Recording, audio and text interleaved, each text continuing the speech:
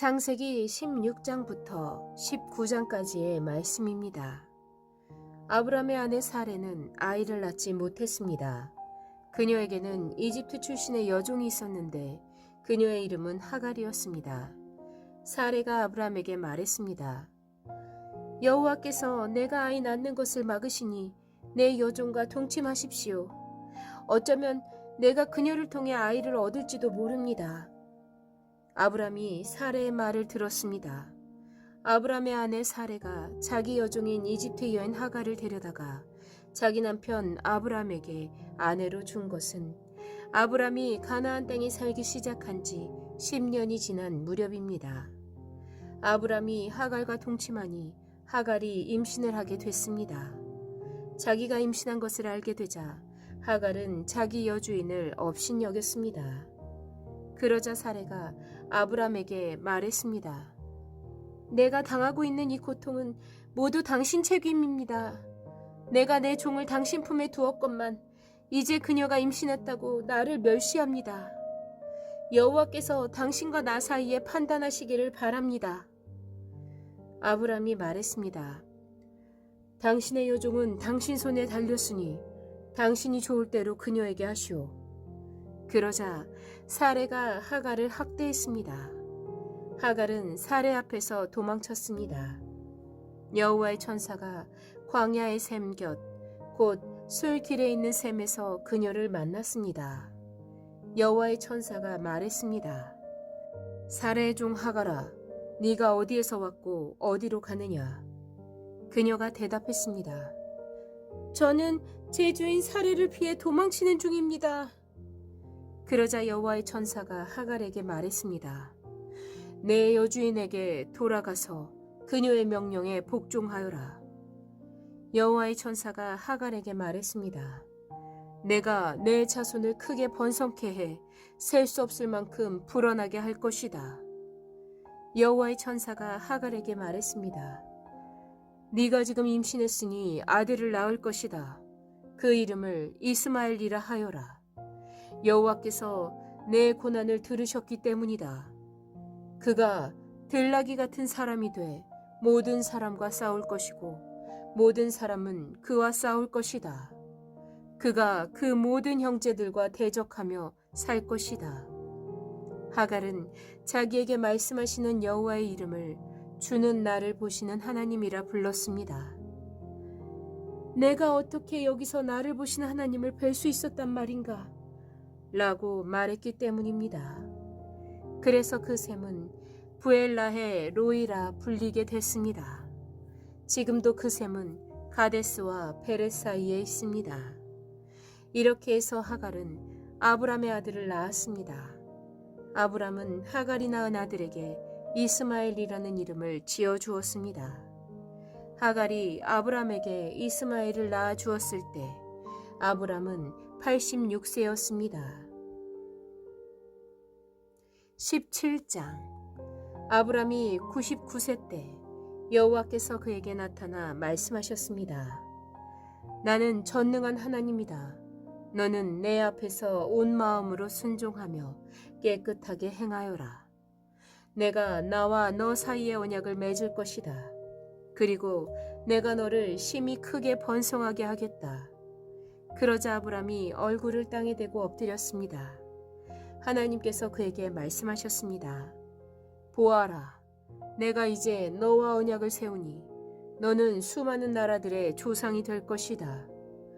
이제 더 이상 내 이름이 아브람이라 불리지 않을 것이다. 내 이름은 아브람이라 불릴 것이다. 내가 너를 많은 나라들의 조상으로 삼았기 때문이다.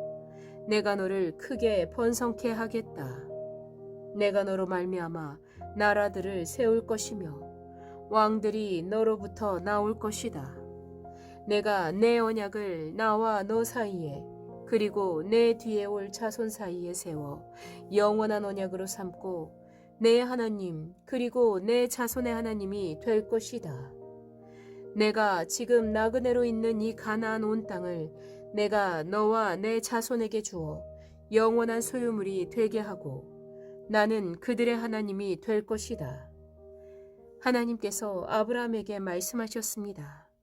그러므로 너와 내 뒤에 올 내 자손은 내 언약을 지켜야 할 것이다. 나와 너 사이에 그리고 내 뒤에 올 자손 사이에 맺은 내 언약, 곧 너희가 지켜야 할 언약은 이것인데 너희 가운데 모든 남자는 다 할례를 받아야 한다. 너희는 포피를 베어 할례를 행하여라.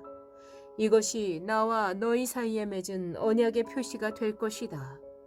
집에서 태어난 사람이든 내 자손이 아닌 이방 사람에게서 돈 주고 산 사람이든 상관없이 대대로 너희 가운데 모든 남자아이는 태어난 지 8일 만에 할례를 받아야 한다.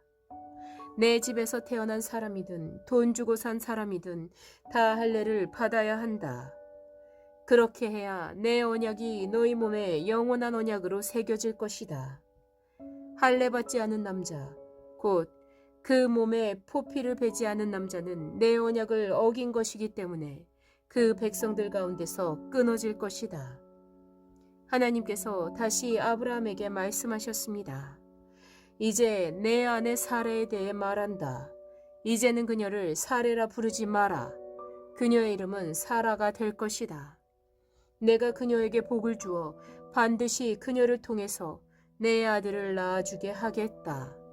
또한 내가 그녀에게 복을 주어 많은 나라들의 어머니가 되게 해 나라의 왕들이 그녀에게서 나오게 하겠다. 아브라함은 얼굴을 땅에 대고 엎드린 채 웃으며 속으로 말했습니다. 100살이나 먹은 사람이 과연 아들을 낳을까? 사라가 90살인데 아이를 가질 수 있을까? 아브라함은 하나님께 말했습니다. 이스마엘이나 하나님 앞에서 복을 누리며 살기를 바랍니다. 그러자 하나님께서 말씀하셨습니다. 아니다. 내 아내 사라가 내 아들을 낳을 것이고 너는 그 이름을 이삭이라고 할 것이다. 내가 그와 내 언약을 세우고 그 뒤에 올 자손을 위해 영원한 언약을 세울 것이다.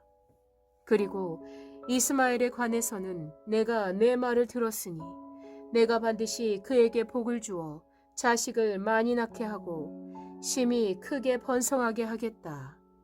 그가 12명의 지도자를 낳을 것이며 내가 그에게 큰 나라를 이루게 하겠다. 그러나 내 언약은 내년 이맘때쯤 사라가 내게 낳아줄 이삭과 세우겠다.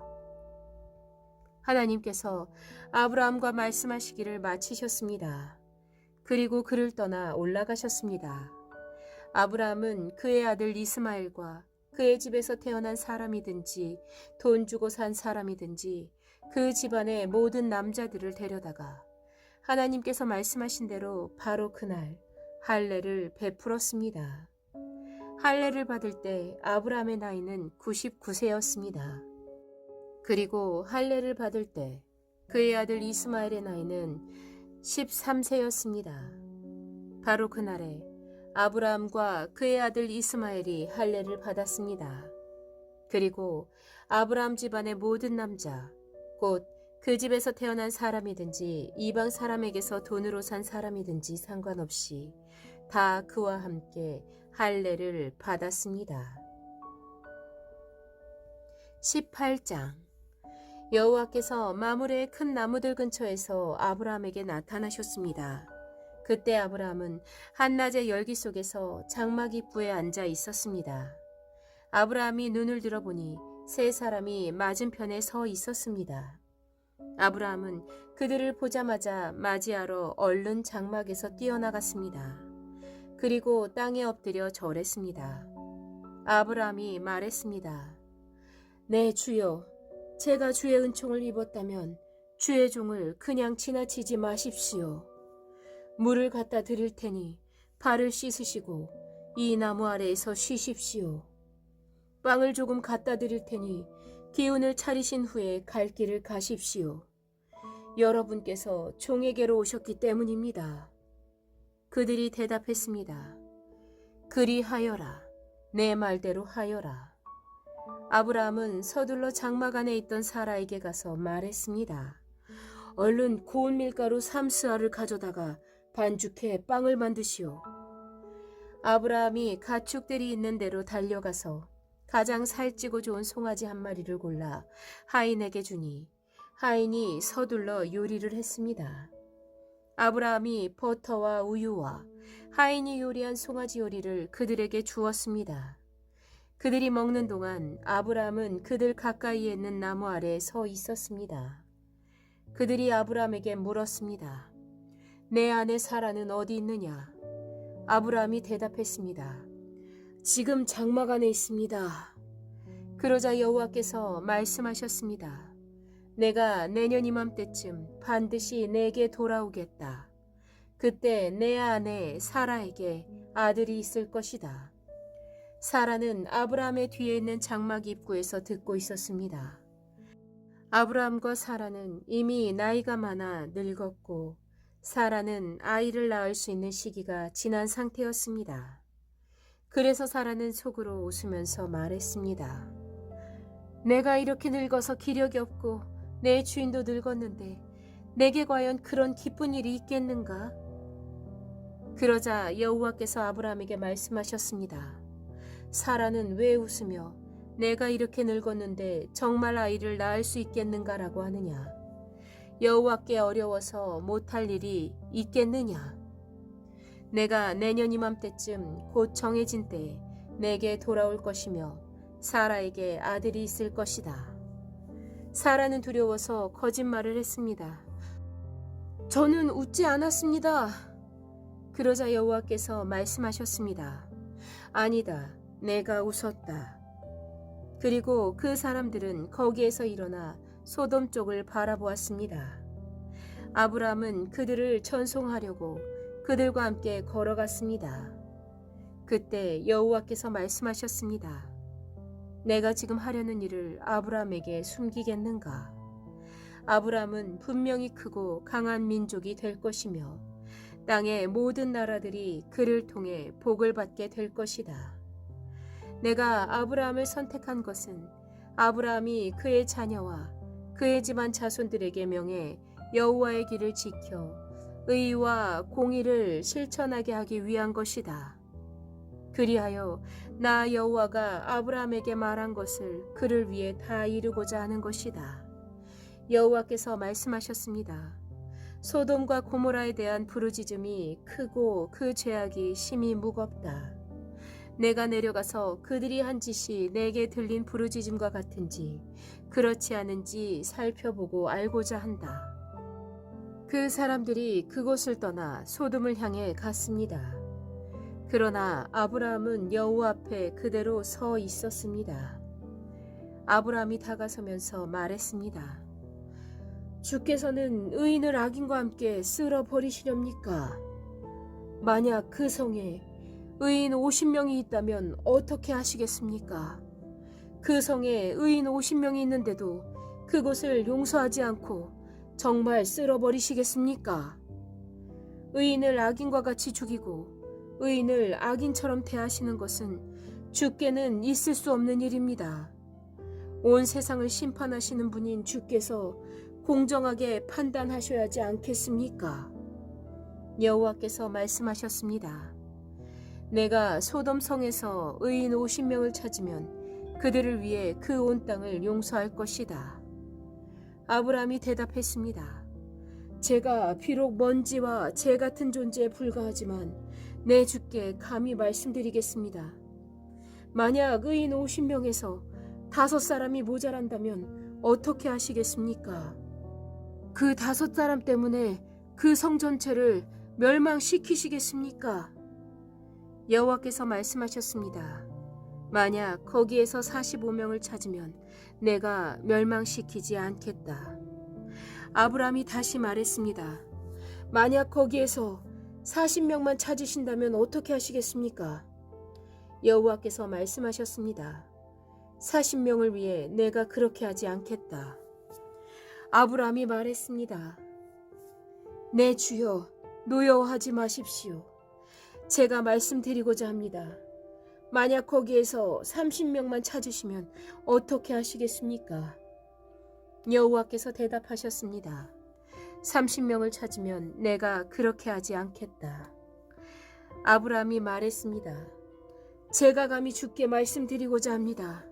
만약 20명만 찾으시면 어떻게 하시겠습니까? 여호와께서 말씀하셨습니다. 내가 그 20명을 위해 멸망시키지 않겠다. 아브라함이 말했습니다. 네 주여, 노여워하지 마십시오.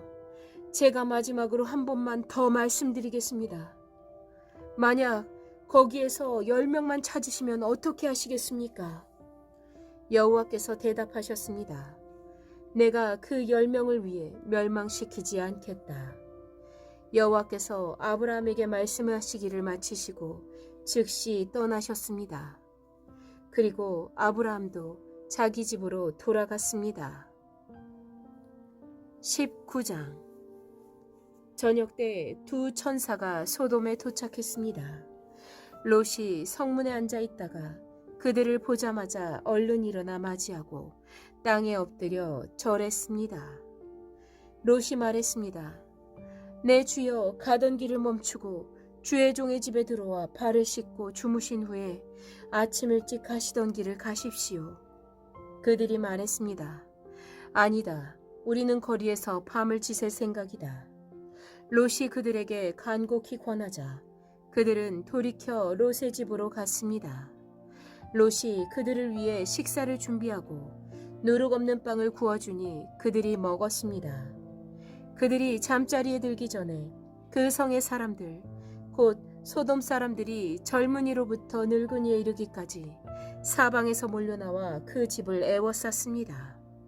그들이 롯에게 외쳤습니다. 이 저녁에 너를 찾아온 사람들이 어디 있느냐? 그들을 우리에게로 끌어내라. 우리가 그들을 욕보여야겠다. 그러자 롯이 그들을 만나러 밖으로 나갔습니다. 그리고 등 뒤로 문을 닫고 이렇게 말했습니다. 내 형제들이여, 이런 악한 일을 하지 마시오. 보시오, 내게 아직 남자를 알지 못하는 두 딸이 있어. 내가 두 딸들을 내보낼 테니 그 애들에게 여러분 좋을 대로 하시오. 그러나 이 사람들은 내 집에 들어온 사람들이니 이 사람들에게는 어떤 일도 하지 마시오. 그들이 저리 비켜라 하고 외치며 다시 말했습니다. 이놈이 나그네로 지내다 여기 와서 사는 주제에 우리를 다스리고자 하는구나. 이제 우리가 저들보다 너를 더 혼내주어야겠다. 그들은 롯을 밀치고 문을 부수려고 했습니다.